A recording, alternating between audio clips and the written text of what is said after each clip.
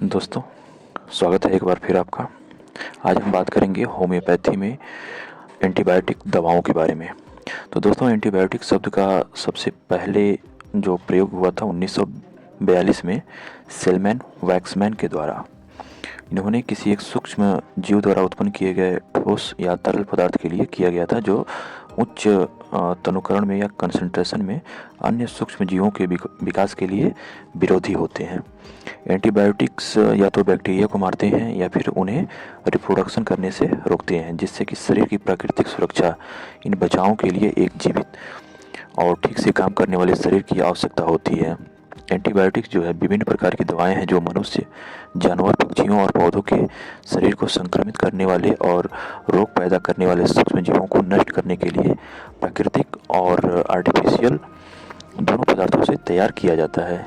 यह जो एंटीबायोटिक है आधुनिक एलोपैथिक पद्धति की सबसे ज़्यादा दुरुपयोग और सबसे ज़्यादा उपयोग की जाने वाली दवाएं हैं। हर एंटीबायोटिक दवा के दुष्प्रभाव होते हैं, क्योंकि उनका उपयोग शरीर के अंगों के सामान्य कार्य और रक्त की जो संरचना है, उसका कंपोजिशन है, उसको बिगाड़ देता है। रोगी का विकास हो सकता है, उसके पाचन में गड़बड़ी हो सकती है, बेचैनी हो सकती है, अस्थिरता, दस्त, गले में खराश, ये या फिर बुखार, ये सब हो सकता है उसके साइड इफ़ेक्ट के तौर पर। एंटीबायोटिक दवाओं के दुष्प्रभाव को दूर करने के लिए होम्योपैथ में जो कुछ एंटीबायोटिक हैं उनका आप प्रयोग कर सकते हैं और अपनी जो एलोपैथिक या फिर अंग्रेजी एंटीबायोटिक है उसको आप बंद कर सकते हैं। इस पे एक रिपोर्ट भी आई थी जून 2000 में। डॉक्टर डेविड हेमन ने WHO की ओर से चेतावनी जारी किया था कि अधिकांश एंटीबायोटिक्स जो है वो एंटीबायोटिक प्रतिरोधी जीवों के कारण बेकार हो रहे हैं। टीबी, मलेरिया या फिर निमोनिया जैसी प्रमुख जो संक्रामक बीमारियां हैं उसमें मौजूद दवाओं की प्रति प्रतिरोधक क्षमता विकसित कर ली गई है और उन पर ये दवाएं काम नहीं कर रही हैं। दुनिया के अधिकांश हिस्सों में गोनोरिया का इलाज अब पेनिसिलिन से संभव नहीं है। और दोस्तों, इसी के साथ होम्योपैथ में सभी क्लोराइड जैसे कि आरम म्यूर हो गया, अमोनियम म्यूर हो गया, बेराइटा म्यूर हो गया, कैल्केरिया म्यूर हो गया, नाइट्रम म्यूर हो गया या फिर जिंकम म्यूर हो गया, ये सब एंटीबायोटिक्स हैं। सभी पारा लवण जैसे जो कि मर्क्यूरियस एसिड, मर्क्यूरियस और मर्क्यूरियस कोर, मर्क्यूरियस ब्रोम, ये सब जीवाणुनाशक हैं। लेकिन जो मर्क्यूरियस आयोड है, त्रियाक शक्ति, इन सभी उपचारों से अधिक काम करता है।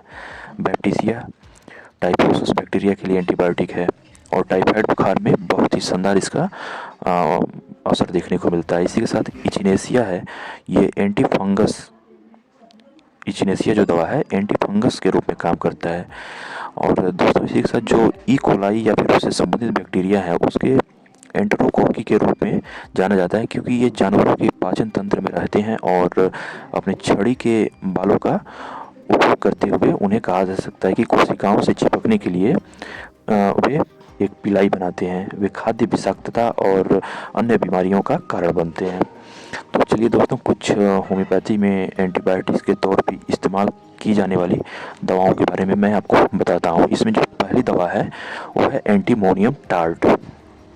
इस दवा का इस्तेमाल तब किया जाता है जब बलगम की गड़गड़ाहट होती हो लेकिन खांसने पर थोड़ा सा बलगम निकलता हो। तो इस कंडीशन में एंटीमोनियम टार्ट 30 CH पोटेंसी में सुबह, दोपहर, शाम 2-2 बूंद लेने से बहुत ही अच्छा फायदा मिलता है। अगली जो दवा है वो है एसिड फॉस।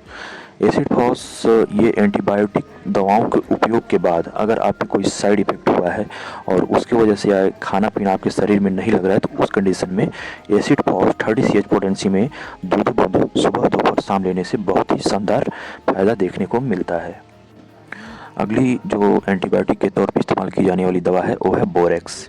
अगर आपके जीभ में, मुंह में या फिर योनि में या फिर आपके जेनिटल एरिया में कहीं भी छाले हो गए हैं तो उसके लिए बोरेक्स 30 CH पोटेंसी में 2-2 बूंद सुबह, दोपहर, शाम लेने से बहुत ही शानदार फायदा करता है। अगली दवा जो है वो है ब्रायोनिया अल्बा। अगर आपको ब्रोंकाइटिस के साथ बहुत ज़्यादा प्यास लग रही हो और रोगी जो है अक्सर और अधिक मात्रा में शराब पीता है, गर्म कमरे में खांसी अधिक होती है और छाती में दर्द होता है, तो उसको ब्रायोनिया अल्बा 30 CH पोटेंसी में हर 3-3 घंटे पर 2-2 बूंद देने से बहुत ही जल्दी और बहुत ही शानदार फायदा देखने को मिलता है। इचिनेसिया मैंने आपको बताया है कि इसमें एंटीबायोटिक गुण होते हैं। इचिनेसिया मदर टिंचर का प्रयोग करने से उसके एंटीबायोटिक गुण आप उसका फ़ायदा उठा सकते हैं। अगली दवा जो है वो है इपिकाक। अगर आपको मतली हो रही है तो उस कंडीशन में आप इपिकाक 30 CH पोटेंसी में सुबह दोपहर शाम 2-2 बूंद लेने से बहुत ही अच्छा फ़ायदा करता है। अगर आपको दस्त हो गई है और ये मतलब आपको होते ही रहता है, तो मतलब आपने कोई एंटीबायोटिक लिया और उसकी वजह से आपका पेट खराब हो गया, तो उस कंडीशन में आपको नाइट्रिक एसिड 30 CH पोटेंसी में आपको सुबह दोपहर शाम 2-2 बूंद लेने से आपको फ़ायदा मिलता है। इसमें अगली जो दवा है वो है पल्सटीला। अगर आपके गले और नाक में लगातार नज़ला बना हुआ है तो उस कंडीशन में आप पल्सटीला 30 CH पोटेंसी में 2-2 बूंद सुबह दोपहर शाम लेंगे तो बहुत ही जल्दी और शानदार फ़ायदा आपको मिलेगा। अगली दवा जो है वो है सल्फर। इसका एक खुराक लेने से ही ड्रग रैश जो है उस पर आपको काबू आप पा सकते हैं। तो 30 CH पोटेंसी में या फिर 200 CH पोटेंसी में आप इसकी सिर्फ एक खुराक लीजिए सल्फर का, और ये आपके ड्रग रैश जैसी जो समस्या है उसको ये दूर कर देगी। इसमें अगली दवा जो है वो है थूजा। यह एक इसमें बैक्टीरिया को मारने की बहुत ही अच्छी ताकत होती है थूजा में।